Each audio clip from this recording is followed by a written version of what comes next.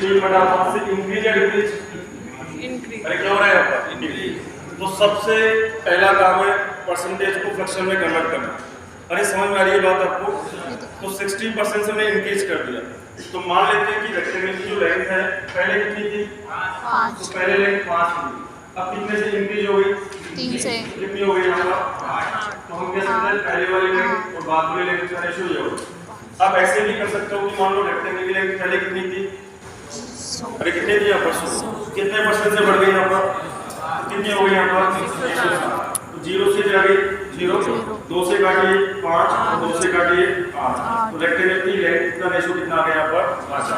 लेकिन मैंने कहा था कुछ भी मान सकते हो, 100, 200, 500, लेकिन आपको मानना नहीं। तो हमने कहा कि रेक्टेंगल की लेंथ आपने बढ़ा दी। अभी कह रहा है कि विड्थ को कितने परसेंट से डिक्रीज करें ताकि एरिया पे कोई फर्क ना पड़े। आप बताइए कि एरिया पे कोई फर्क नहीं पड़ रहा है तो लेंथ और विड्थ का रेशियो क्या होगा? उल्टा हो जाएगा। ये किसका रेशियो है यहाँ पर? लेंथ। तो विड्थ का रेशियो कितना होगा? 5। रेशियो कितना बनेगा? 5। तो आप बताइए पहले चौड़ाई कितनी थी और कितनी हो गई? 5। कितनी कम हो गई? 3। किस पर कम हो गई? 8। इनटू क्या करेंगे लोग? 100। तो आप इसको 4 से 4 से काटिए 2, 4 से काटिए 25। तो 25 गुणा 3 कितना होगा? और 75 का जो आधा होता है कितना होता है यहाँ पर? 37, 37.5। तो हम कह देंगे यहाँ पर कि जो विड्थ है इसको 37% से क्या करना होगा? डिक्रीज करना होगा। क्लियर है ये बात आपको? अच्छा बताइए पहले लंबाई कितनी थी? 5। तो पहले चौड़ाई कितनी थी? 8। तो 5 गुणा 8 एरिया कितना होगा? कितना होगा? अच्छा अब की बात लंबाई कितनी है? 8। और चौड़ाई कितनी है? 5। एरिया कितना होगा? क्या एरिया पे कोई फर्क पड़ रहा है? नहीं। तो जब भी हमारा एरिया कांस्टेंट हो, यदि एरिया पे कोई फर्क ना पड़े तो लेंथ और विड्थ का जो रेशियो होगा उसको क्या कर देंगे लोग? उल्टा कर देंगे। क्लियर है बात यहाँ पर? चलो आगे की बात करते हैं। एक क्वेश्चन हम खुद बनाते हैं, ध्यान से सुनिएगा। एक लाइन मैंने बनाई, ये लाइन किसकी है यहाँ पर? दिख रहे हैं। किसकी है यहाँ पर? प्राइस। उतारना कुछ भी नहीं, इससे बोर्ड पे ध्यान रखना। तो पहली चीज मैंने लिखी प्राइस। सेकंड लाइन क्या थी यहाँ पर? कंजप्शन। तो सेकंड में लिख दिया मैंने कंजप्शन। हिंदी में क्या बोलते हैं इसको? इसको बोलेंगे खपत या उपभोग भी इसको कह सकते हैं हम लोग। तीसरी वाली जो लाइन है किसकी है यहाँ पर? एक्सपेंडिचर। क्या बोलेंगे इसको हम लोग? खर्च। तो हमने कल एक एग्जांपल दिया था आपको, इधर मैंने क्या लिखा? जनवरी। मान लो यहाँ पे जनवरी के महीने की बात कर रहे हैं और इधर मैंने क्या लिखा यहाँ पर? फरवरी। तो मैंने लिखा यहाँ पे फरवरी। अच्छा जनवरी के महीने में याद करो कितना रुपए लेके मार्केट में गए थे? 200 रुपए लेकर हम बाजार में गए और क्या लेने के लिए गए थे हम लोग? चीनी। और चीनी का दाम कितना था? 20 रुपए। मान लो 20 रुपए या 25 रुपए, मान लो कि पहले 25 रुपए था। तो मान लेते हैं कि चीनी पहले 25 रुपए किलो थी। क्या बताएंगे चीनी का दाम कितना है? 25। और आपको खर्च कितना करना है? 200। तो कितना लेके आओगे आप? 8। तो हम लेके आएंगे 8 किलो। तो हमने कर दिया 8। अच्छा फरवरी के महीने में वापस हम कितना रुपए लेके गए? 200 रुपए लेके गए। बताइए चीनी का दाम कितना हो गया? 20 रुपए किलो हो गया। अब की बार कितना लेके आओगे? 10 किलो लेके आओगे।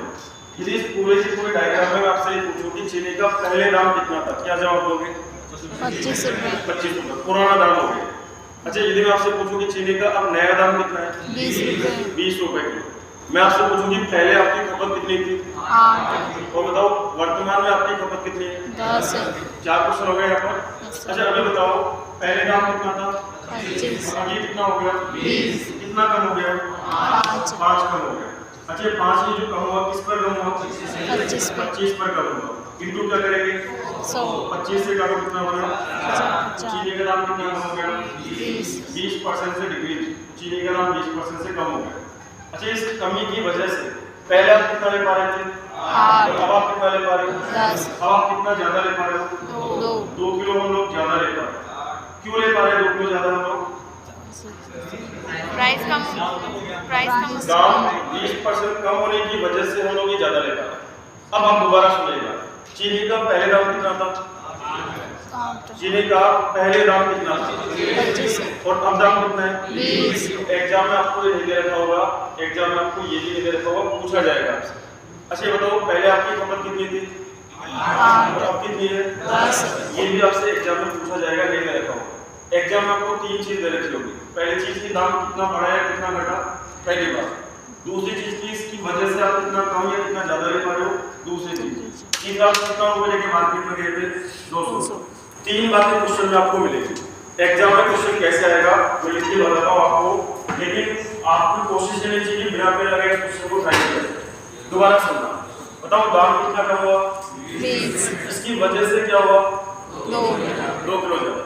दाम कम होने की वजह से हम लोग 2 किलो ज्यादा परचेज कर पाए। अच्छा रुपए कितना लेके गए थे हम लोग, 20, तो एग्जाम में जब लैंग्वेज आएगी क्वेश्चन की इस तरीके से आएगी, चीनी के दाम में हमने लिखा है यहाँ पर चीनी के दाम में कितनी कमी हो गई, 20% की कमी होने के कारण, 20% की कमी होने के कारण एक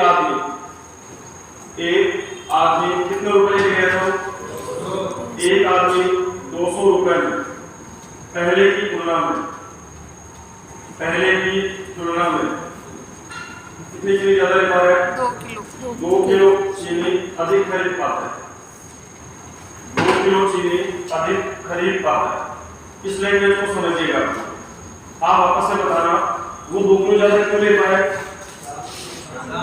वो 2 किलो ज्यादा क्यों ले पाए,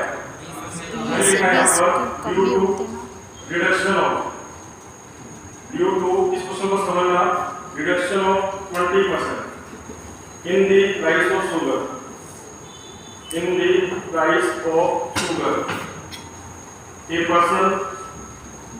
a person enabled to buy कितना ज्यादा, 2 kg more in rupees 200। कितना रुपए लेके गया था, 200। इस लैंग्वेज को समझने की कोशिश करना। बताइए चीनी के दाम में कितनी कमी हो गई, 20%, इसकी वजह से क्या हुआ, एक आदमी कितना ज्यादा ले पाया, 2 किलो और कितने रुपए में ले पाया, 200 रुपये। 200 रुपए। तो आपसे 4 क्वेश्चन पूछेगा, पहला क्वेश्चन, दूसरा क्वेश्चन, तीसरा और चौथा। एक साथ चारों नहीं पूछेगा, चारों में से कोई भी एक पूछेगा। तो पहला क्वेश्चन क्या पूछेगा आपसे, तो चीनी का क्या पूछेगा, चीनी का कौन सा दाम, पुराना दाम। फिर क्या पूछेगा आपसे, चीनी का नया दाम। और क्या पूछेगा आपसे, पुरानी खपत। क्या पूछ सकता है आपसे, पुरानी खपत है, और क्या पूछेगा आपसे, नई खपत है। वर्तमान खपत। ये नहीं है, 4 क्वेश्चन आपको बने। अभी के लिए आपको चारों क्वेश्चन का आंसर मालूम है। आप बताइए चीनी का पहले वाला दाम कितना था, 25 है, आपको याद है एक चीज। अच्छा चीनी का नया दाम कितना है, 20 है, 20। पहले आपकी खपत कितनी थी, 8 है, और अब कितनी है, 10 है। तो अभी आपको इसलिए याद है क्वेश्चन आपने खुद ने बनाया। एग्जाम में क्वेश्चन आपको पता नहीं कौन सा मिलेगा। अब एग्जाम में कैसे इसको ट्राई करेंगे, ध्यान से सुनिए। पहले बताओ कि क्वेश्चन आपको समझ में आ रहा है क्या? सर, तो हमने बोला कि चीनी के दाम में 20% की कमी होने के कारण एक आदमी 200 रुपए में, मतलब बजट हमारा फिक्स है कितने रुपए का, 200 रुपये। 200 रुपए। तो 200 रुपए में पहले की तुलना में 2 किलो चीनी ज्यादा ले पाता है। तो पहले मैं इसको आपको समझा रहा हूँ, फिर हम एग्जाम में कैसे करेंगे वो बात प्रश्न है, तो ध्यान से सुनिएगा इस चीज को। सबसे पहले बताओ दाम कितना कम हुआ, 20%, बोलिए कितना कम हुआ, 20%, 20% को फ्रैक्शन में क्या बोलेंगे, 1/5। तो पहले दाम कितना मान गया, 5, और अब कितना हो जाएगा, तो ये प्राइस की बात हो। हमने कहा किसकी बात हो गई यहाँ पर, प्राइस कि दाम कितना कम हुआ, 20% से। तो 20% को फ्रैक्शन में क्या कहते हैं, 1/5। तो पहले दाम कितना था, 5, अब कितना कम हो गया, 1, कितना हो गया, 5। दोनों क्लियर है। अच्छा ये प्राइस का रेशो 5 और 4 है, तो कंजप्शन का कितना होगा, 4, 5 है। 5। ये रेशो किसका हो गया आपका, क्या आप समझ रहे हो तो क्या क्यों किया हमने, क्योंकि बजट हमारा फिक्स है। कितने रुपए का बजट है, 200 रुपए का बजट में हमने कोई छेड़छाड़ नहीं करी। तो हमने कहा कि दाम 20% से कम हो गया, तो 20% को फ्रैक्शन में कहते हैं 1/5। तो पहले दाम कितना था, 5, 1 से कम होकर कितना हो गया, 4। तो ये मूल्य का अनुपात है। यदि मूल्य का अनुपात 5 और 4 है तो खपत का कितना होगा, 4 होगा। अब आप रेशियो में मेरे को देख के बताना कि पहले हम कितना खरीद पाते थे, अरे कितना ले पा रहे थे, 4, और अब हम कितना ले पा रहे हैं, 5। बट ये एक्चुअली ये रेशियो है, ध्यान रखिएगा। यदि मैं आपको ऐसे बोलूं कि अनिल अंबानी और मुकेश अंबानी इनकी इनकम का रेशियो कितना है, 2-3 है। मान लो मैं ऐसे बोलता हूँ कि अनिल अंबानी और मुकेश अंबानी की इनकम का रेशियो कितना है, 2-3 है। इसका ये बिल्कुल मतलब नहीं कि अनिल अंबानी 2 रुपए कमाता है और मुकेश अंबानी 3 रुपए कमाता है। ये एक्चुअल फिगर नहीं है, ये क्या चीज है यहाँ पर, रेशियो। समझ आ रही बात आपको? हो सकता है कितना 2 लाख हो, ये हो सकता है कितना हो यहाँ पर 3 लाख हो सकता है ये 20 रुपए हो, ये कितना हो यहाँ पर 30 रुपए हो सकता है ये कितना हो यहाँ पर, मैं कह दूँ कि 12 हो, और ये कितना हो यहाँ पर 18। तो एक्चुअल फिगर नहीं है, ये हमारा क्या है यहाँ पर, रेशियो है। तो आप मुझे बताइए कि पहले हम कितना ले पा रहे थे, 4 रेशियो के मुताबिक। अब हम कितना ले पा रहे हैं, 5 रेशियो के मुताबिक। पहले हम 4 ले पा रहे थे, अब हम 5 ले पा रहे हैं। अच्छा, अब हम पहले की कंपेयर में कितना ज्यादा ले पा रहे हैं, 1 ज्यादा ले पा रहे हैं। ये तो हो गई रेशियो वाली बात। अब करते हैं एक्चुअल बात। बताओ अब हम पहले की तुलना में कितना ज्यादा ले पा रहे हैं, 2 किलो ज्यादा ले पा रहे हैं। एक्चुअल तो वो है। आप बताइए पहले हम कितना ले पा रहे थे, 4 अब हम कितना ले पा रहे हैं, 5 तो अब हम पहले की तुलना में कितना ज्यादा ले पा रहे हैं, 1 ज्यादा ले पा रहे हैं। और ये 1 किसके बराबर होगा, 2 किलो के बराबर होगा। क्या बात समझ पा रहे हो क्या?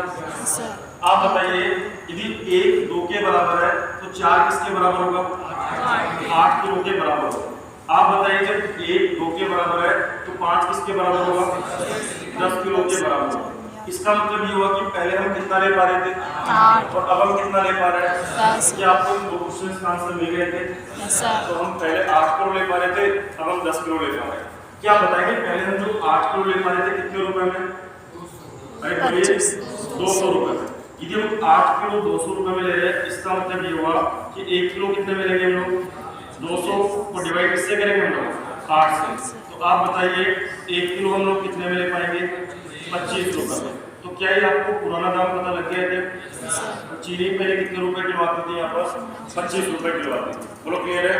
अच्छा, अब हम कितना ले पा रहे हैं, वो भी कितने रुपए में यहाँ पर, 200 रुपए में। यदि हम 10 किलो 200 में ले रहे हैं तो 1 किलो कितने में लेंगे हम लोग, 200 को डिवाइड किससे करेंगे हम लोग, 10 से। तो बताइए 1 किलो हम लोग कितने में ले पाएंगे यहाँ पर, 20 रुपए में। तो आप बताइए कि आपको चारों क्वेश्चंस का आंसर मिल गए थे? सर अरे मिल गए यहाँ पर। दोबारा समझते एक बार। अब एग्जाम में आपको इतना भी नहीं करना, एग्जाम में कोशिश ये रहेगी कि हम लोग इसको डायरेक्टली करें, लेकिन पहले आप समझने पे ध्यान दीजिएगा। आप बताओ चीनी का दाम कितना कम हुआ, 20%। को फ्रैक्शन में क्या कहते हैं, 1/5 से दाम कम हो रहा है कि ज्यादा हो रहा है? पहले दाम कितना मानेंगे, 5 कितना कम हो गया, 1 कितना हो गया, 4 ये मूल्य बात हो गया। तो खपत का कितना होगा, 4। क्योंकि हमने पढ़ रखा है कि जब भी हमारा एक्सपेंडिचर कांस्टेंट होगा, बजट मेरा फिक्स होगा, तो प्राइस एंड कंजप्शन का रेशियो रिवर्स हो जाता है। तो हमने कहा मूल्य का अनुपात 5:4, तो खपत का कितना होगा, तो पहले मेरी खपत कितनी थी, 4 यूनिट, अब हमारी खपत कितनी यहाँ पर 5 यूनिट। तो अब हम पहले की तुलना में कितना ज्यादा ले पा रहे हैं, और एक्चुअल में कितना ले पा रहे हैं हम लोग, 1 2 का काम करेगा। यदि 1 2 के बराबर है तो 4 किसके बराबर है, 8 के। यदि 1 2 के बराबर है तो 5 किसके बराबर है, 10 के। तो 8 किलो आ रहा है 200 में, तो 1 किलो कितने में आएगा, 25 में। यदि 10 किलो आ रहा है 200 में, तो 1 किलो कितने में आएगा, 20 में। तो बताइए पहले क्वेश्चन का आंसर क्या होगा, बोलो 25 रुपए किलो। दूसरे का आंसर बोलो 20 रुपए किलो। पहले आपकी खपत कितनी थी, 8 किलो, और अब आपकी खपत कितनी है, 10 किलो। तो बताइए क्या आपको ये पॉइंट समझ में आ गया है? क्लियर है सबको? तो एक क्वेश्चन मैं आपसे पूछूंगा, लेकिन उससे पहले आप इसको थोड़ा कोशिश करिए कि हम इसको कैरी करें हवा के अंदर। आप बताओ मेरी तरफ देखिएगा सब लोग कि दाम कितना कम हुआ, 20%। कौन से बोले, 20%। 20% का मतलब फ्रैक्शन में बोलो, नीचे कौन है, पहले दाम 5, ऊपर कौन है, 1 कम या ज्यादा, कितना हो गया, 4। तो पहले दाम 5 था, अब दाम कितना हो गया, 4। ये तो प्राइस की बात है, 5 और 4 उल्टा करो इसको, 4 और 5 हो गई चीज। पहले कितना ले रहे थे हम लोग, 4 कितना ले रहे हैं, 5 कितना ज्यादा, 1 किसके बराबर, 1 2 के बराबर तो 4, 8 के 1 2 तो 5, 10 के। अपना हाथ बंद कर लो।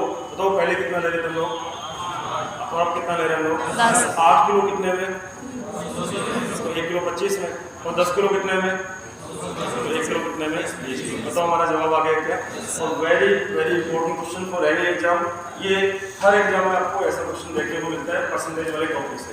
तो आप इसको कॉपी में इस तरीके से उतार लीजिए। आपको तो इसको एक्स मार्क की समझाऊं, आप समझ आ गई बात? अरे ये बोल गए हम लोग 2 से काटेंगे तो 13/50। इंक्रीज या डिक्रीज, इंक्रीज होगा। अच्छा एक्सपेंडिचर को बताओ, 15% का मतलब 15 बटा कितना बना, 100, तो कितना बना, 3 बटा कितना बना 20, इंक्रीज या डिक्रीज इंक्रीज, और ये आपको मालूम करना है। अच्छा मान लो पहले प्राइस कितनी थी, अरे कितनी थी P1, और कंजप्शन कितना था हमारा C1, तो खर्चा कितना होगा E1। कब की बात है, पहले।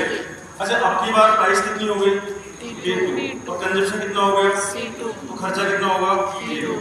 तो क्या पहले वाले खर्च और बाद वाले खर्च का अनुपात ये होगा क्या, अरे ये होगा।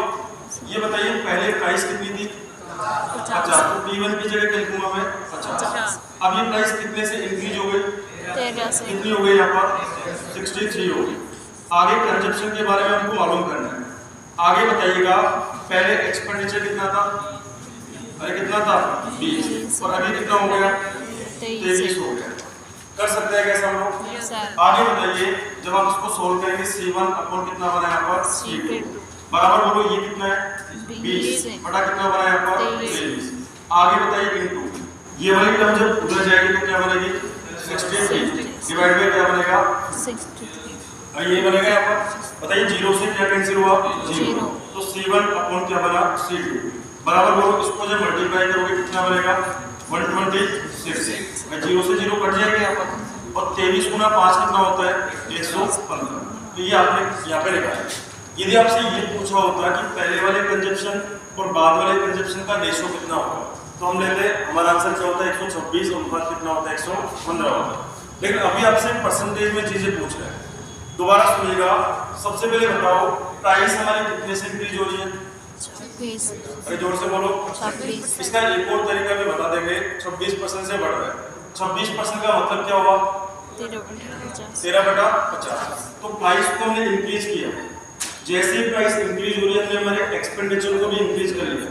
तो बोल रहे हैं कि कंजप्शन पे क्या फर्क पड़ेगा, तो 15% को कहते हैं 3/20। अच्छा पहले दाम कितना था 50, अरे बोलो 50, कितना बढ़ गया, 63, तो 50 पहले था 13 बढ़ के कितना हो गया 63 हो गया।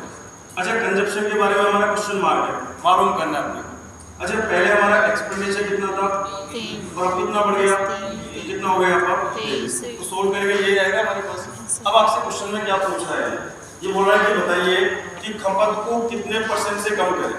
तो एक ऑप्शन तो है 7.2, एक ऑप्शन है 6.5, एक ऑप्शन है 8.7, एक ऑप्शन है 9.5। तो नजदीक नजदीक भी ऑप्शन नहीं है, तो आप लोग पहला डिजिट पता कर लो।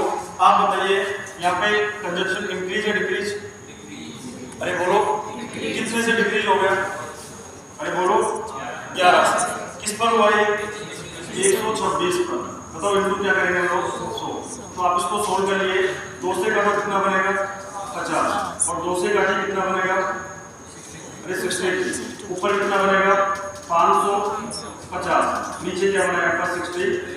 चेक करो कि 7 बार जा रहा है कि 8 बार जा रहा है। यदि मैं इसको 8 कर दूं तो 8 या 24 का 4 2, 8 से 48, और 2 कितना बनेगा आपका 50। बोलो क्लियर है क्या आपका। अच्छा यदि मैं इसको इनको 9 कर देता तो कम होता कि ज्यादा, तो 9 की 27 7 2, 9 6 की 54, तो कितना होता 56। ये तो ज्यादा हो गया, कितनी बार जाएगा 8 बार। तो बताओ 8 पॉइंट समथिंग कोई ऑप्शन में है क्या, अरे है क्या, यस सर, कौन सा ऑप्शन हमारा C, तो हम कह देंगे आंसर क्या बनेगा 8.7। पूरा सोल्व करने की जरूरत नहीं है आपको कंप्लीट सोल्व करने की जरूरत इसलिए नहीं है क्योंकि ऑप्शन काफी दूर दूर है। तो पहले क्वेश्चन का आंसर क्या बनेगा 8.7। क्या इस क्वेश्चन को करने का और कोई तरीका भी है क्या, बोलो बताओ। इसके अलावा कोई तरीका, चलो उसको पढ़ेंगे हम लोग। एक फॉर्मूला होता है ए कितना होता है बी, ए क्या होता है ए बी बटा प्लस माइनस और प्लस माइनस। अभी कैसे बनता है क्या बनता है थोड़ी डिटेल में बात करेंगे। अभी के लिए बताओ कॉन्सेप्चुअल बात समझ में आ गई क्या आपको, क्लियर है। आपको पता है प्राइस इनटू कंजप्शन बराबर एक्सपेंडिचर होता है। अच्छा पहले प्राइस कितनी थी, अरे बोलो P1, पहले कंजप्शन कितना था C1, तो खर्चा कितना होगा P1। अब प्राइस कितनी हो गई P2, और ये अब कितना कम C2, तो खर्चा कितना हो गया P2। अच्छा जहाँ पे 1 1 1 लगा हुआ है वो कब की बात हो रही है, और जहाँ पे 2 2 2 लगा है वो कब की बात हो रही है बात। तो आपको 1 और 2 में इसको अलग अलग कर देना है। अब एग्जामिनर कुछ भी कर दे, आपको पता है कि यार या तो इन दोनों की इंफॉर्मेशन देकर ये पूछेगा या ये दोनों देखकर आपसे ये पूछेगा, तो कोई दिक्कत वाली इसके अंदर बात नहीं। 20 नंबर बताओ करा क्या आपने? 20 को देखिएगा। हम तो डायरेक्ट 60 पे अच्छा बताओ 20 में हाइट को कितना इंक्रीज करा? 20% से कम या ज्यादा? ज्यादा। इसके आधार पे कितने परसेंट की कमी करें? क्या पूछ रहा है ये जो इसका बेस है, जो इसका आधार है, उसमें कितने की कमी करें, ये आपको मालूम करना है, ताकि एरिया कितने से बढ़ जाए, ताकि एरिया कितने से बढ़ जाए, 10% से क्या हो जाए, बढ़ जाए। सब लोग एक बार बोर्ड पे देखें। सबसे पहले बताओ, जब भी परसेंटेज का क्वेश्चन आप करेंगे तो पहला काम क्या करोगे? फ्रैक्शन में कन्वर्ट करेंगे। तो 20% को फ्रैक्शन में क्या कहते हैं? 1/5 से कम या ज्यादा? ज्यादा। अच्छा एरिया बोलो 10% का मतलब कम या ज्यादा? ज्यादा। बताओ किसी भी ट्रायंगल का एरिया निकालने का फॉर्मूला क्या होता है? एरिया 1/2 इंटू बोलो आधा इंटू बोलो ऊंचाई बराबर क्या आ जाएगा आपका? एरिया। अरे बोलो क्लियर है क्या? अच्छा मान लेते हैं कि पहले बेस कितना था? V1। अरे बोलो V1। तो हाइट कितनी थी? A1। और एरिया कितना था? A1। किसी भी त्रिभुज का क्षेत्रफल निकालने का फॉर्मूला 1/2 आधा गुना क्या होगा यहाँ पर? ये कब की बात करिए हमने? जब हमने कोई चेंज नहीं करा, पहले की बात करिए हमने। अब आप बताइए अब की बार 1/2 बेस कितना हो जाएगा? अरे बोलो B2। हाइट कितनी हो जाएगी? तो एरिया कितना हो गया? क्या ये बात आपको समझ आ रही है? अब बताओ 1/2 फिर 1/2 ही तो कांस्टेंट है, इसका कोई रोल ही नहीं है। अरे है क्या कोई रोल यहाँ पर? अब आप बताओ पहले बेस कितना था मालूम नहीं, क्या मान लिया मैंने? B1। बाद में कितना है? B2। हाइट बताओ पहले हाइट कितनी थी? 5। पहले हाइट 5 थी, अब कितने से बढ़ जाएगी? कितनी हो गई? पहले एरिया कितना था? अब एरिया कितना हो गया? 11। समझ आ रही बात? बताओ यहाँ से B1 अपॉन क्या बना? B2 बराबर क्या होगा? 10/11। ये 5 से उधर जाएगा तो 6/5। तो कितना बन गया? 12 कितना बन गया? 11। क्या बताएंगे पहले आधार कितना था? 12 और अब आधार कितना हो गया? 11। कितना कम हो गया? किस पर हो गया? गुना क्या करेंगे? 100। तो 4 से काटो इसको 25 और 4 से काटो कितना बना? 3 8 कितना बना? 24। 8 से 1/2 कितना बना? 3। बताओ ऐसा कोई ऑप्शन है क्या? तो आपसे ये पूछ रहा है कि बताओ बेस को कितना कम या ज्यादा? 8 सही 1/3। कौन सा ऑप्शन है? डी ऑप्शन हमारा। आप सुनिएगा ध्यान से, परसेंटेज के क्वेश्चन में स्क्वायर का भी क्वेश्चन दे सकता है। अच्छा स्क्वायर में एरिया क्या होता है? स्क्वायर वर्ग हो जाए स्क्वायर। तो आपको जब मेंसुरेशन आप पढ़ेंगे तो फॉर्मूले आपको याद हो जाएंगे। बाकी ट्रायंगल का एरिया निकालने का फॉर्मूला तो आपको याद होना ही चाहिए। अरे याद होगा भी? बताओ क्या ये क्वेश्चन नंबर 20 आपको समझ में आ गया? नहीं समझ में आया हो तो बोल देना कि कम समझ में आया। किसी भी ट्रायंगल का एरिया निकालने का फॉर्मूला 1/2 आधार गुणा ऊंचाई होती है।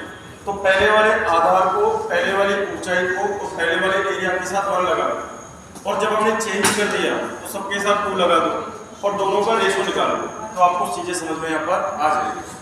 27 नंबर बोलिए। कर लिया क्या? यदि किसी आयत अच्छा इसकी बात हो रही है 20 नंबर में, चौड़ाई 20% किसकी बात हो रही है? परिवर्तन आयत की बात। बोलिए जरा लेंथ में क्या किया आपने? 37.5% से क्या कर दिया? बढ़ा दिया। चौड़ाई को क्या करा? 20% घटा दें। 20% से घटा दिया। क्या पूछा आपसे? क्षेत्रफल होने वाले एरिया पे क्या फर्क है? भाई ये तो सबसे होना चाहिए। कर लिए? अच्छा 37.5% को फ्रैक्शन में क्या बोलेंगे? 3/8। समझ आ रहा है कैसे बोलेंगे? कितना परसेंट करेंगे? 37.5%। अच्छा 37 गुणा 2 74 और 75/2। आगे बताइए आगे कौन है? परसेंटेज का मतलब 25 से काटिए, 25 से काटिए कितना बन गया? वो लिखा है। अच्छा आगे बताओ 20% का मतलब 1/5। एरिया के बारे में को मालूम है। अब आप बताना मेरे को पहले लंबाई कितनी थी? 8। अब कितनी बढ़ गई? कितनी हो गई? 11। पहले चौड़ाई कितनी थी? 5। अब कितनी कम हो गई? 1। कितनी हो गई? 4। बताओ पहले लंबाई कितनी थी? 8 और चौड़ाई कितनी थी 5 एरिया कितना हो गया 40 8 पंजे 40 लंबाई गुना चौड़ाई। अच्छा अब लंबाई कितनी है और चौड़ाई कितनी है 4 एरिया बोलो 44 यही बनेगा काटना चाहो काट लो 4 से काटो 4 से काटो 10 से 11 हो गया। अब तो जब 10 से 11 हो गया कितना बन गया 1 इस पर बड़ा सीमा क्या करेंगे 100 बताओ एरिया में क्या सब बढ़ेगा 10% बताओ एरिया 10% से बढ़ जाएगा या घट जाएगा बढ़ जाएगा तो आंसर क्या बनेगा हमारा 10%। 10%। अब जिसका बेसिक मजबूत है कैसा भी क्वेश्चन कर लो चाहे कितना भी उलटफेर कर दो रटने वाले बच्चे पर्टिकुलर टाइप का क्वेश्चन कर पाएंगे लेकिन यदि आपका बेस मजबूत है तो आप किसी भी तरह का क्वेश्चन कर पाओगे। आपका कॉन्सेप्ट होना चाहिए कि रेक्टेंगल का एरिया क्या होता है। अच्छा पहले लंबाई कितनी थी अरे बोलो और चौड़ाई कितनी थी तो एरिया कितना होगा रेक्टेंगल का एरिया निकालने का फॉर्मूला क्या होता है लंबाई गुना चौड़ाई। अच्छा अब लंबाई बदल कर कितनी हो गई और चौड़ाई कितनी हो गई तो एरिया कितना हो गया तो पहले वाला एरिया और बाद वाले एरिया का अनुपात आपने निकाल दिया। क्या बताइए पहले लंबाई कितनी थी पहले वाले की जगह 8 कर दोगे। अच्छा अब कितनी बढ़ जाएगी कितनी हो गई 11 बताओ पहले बेस कितना था सॉरी चौड़ाई कितनी थी 5 कितनी कम हो गई 1 कितनी हो जाएगी 4 बराबर कौन है a1 अपॉन कौन है a2 5 को 4 से काटो 2 5 दूनी 10 और नीचे कौन है 11 कितना इंक्रीज हुआ इस पर क्या करेंगे एरिया जो 10% से कम जाएगा। तो इस तरीके से काम हम लोग कर सकते हैं। रेक्टेंगल का क्वेश्चन है तो रेक्टेंगल लगा दो यदि मान लो ट्रायंगल का क्वेश्चन है ट्रायंगल का फॉर्मूला लगा दो। यहाँ पे किसका क्वेश्चन था ये प्राइस कंजप्शन एक्सपेंडिचर रिलेशन आपको आता ही है तो आपका आप इस तरीके से ट्राई कर सकते हैं। क्वेश्चन नंबर 60 बोलो पहले अच्छा आम के मूल्य में कितनी वृद्धि होगी सब लोग क्वेश्चन नंबर 60 को ओपन करेंगे। आम के मूल्य में 20% की वृद्धि होने के कारण कितनी वृद्धि होगी बताओ 20% होगी आम प्राइस में 20% का मतलब बोलो 1 बटा तो पहले नाम बोलो 5 प्राइस का रेशो 5 होगा। अच्छा आम के मूल्य में 20% की वृद्धि होने से एक आदमी 40 रुपए में 4 आम कम खरीद पाता है। बस यही तक पढ़ो एक बार आगे आपको पढ़ना ही नहीं। ये बताइए आम के मूल्य में कितनी कमी हो गई या कितनी वृद्धि हो गई 20% की वृद्धि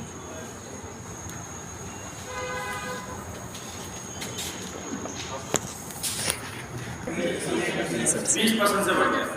अच्छा उसकी वजह से एक आदमी 40 रुपए में क्या कर पा रहा है 4 आम 4 आम कम खरीद पा रहा है। बस यही तक पढ़ना है क्वेश्चन। अच्छा बजट कितने कम रुपए का है खरीद पा रहा है और कितने आम कम खरीद पा रहा है 4 उसकी वजह क्या है कम क्यों खरीद पा रहा है क्योंकि दाम बढ़ गया।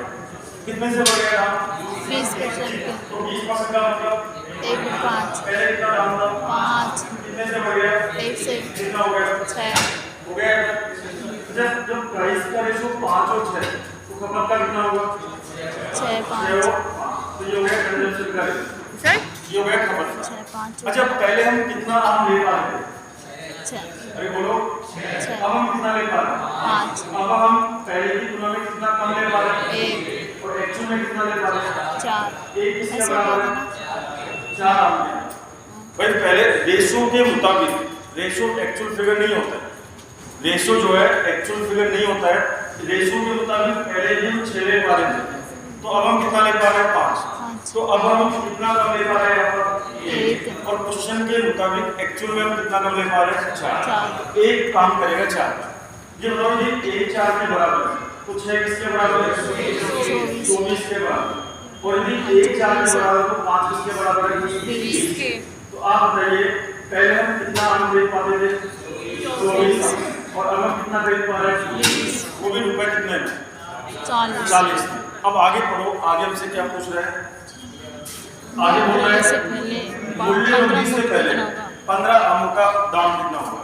अच्छा दाम बढ़ने के बाद या दाम बढ़ने से पहले अच्छा पहले हम कितना ले पाते थे पहले हम 24 आम ले पाते थे वो भी कितने रुपए में 40 रुपए में तो एक आम कितने का आएगा एक आम आएगा 40 बड़ा कितने में 24 रुपए मतलब कितना हुआ 8 से काटो 5 बटा कितना बना है 3 होगा। समझ आ जाएगी बात आपको। अच्छा पहले हम कितना आम ले पा रहे थे और अब हम कितना ले पा रहे हैं, वो बात कर रहे हैं मूल्य वृद्धि से पहले। तो पहले हम 24 आम ले पाते थे, वो भी कितने रुपए में 40 में। पीरियड 24 आम 40 रुपए में ले रहे थे, मतलब एक आम कितने का आता था, हमने कितने आम का पूछा है, तो 15 आम कितने के आएंगे, तो 5 बटा 3 को गुना किससे करेंगे 16 कितना बनेगा आपका, तो हम कह सकते हैं कि 15 आम का दाम कितना हो गया आपका 25। ये हमारा क्या होगा आंसर। बताइए क्या ये कॉन्सेप्ट आपको क्लियर हुआ है? सर मेरे हिसाब से होना चाहिए, और थोड़ा सा आप प्रैक्टिस करोगे तो आपको बहुत आसान लगेगा, है ना, कि प्राइस और कंजप्शन का रेशियो उल्टा होता है। कब होता है उल्टा?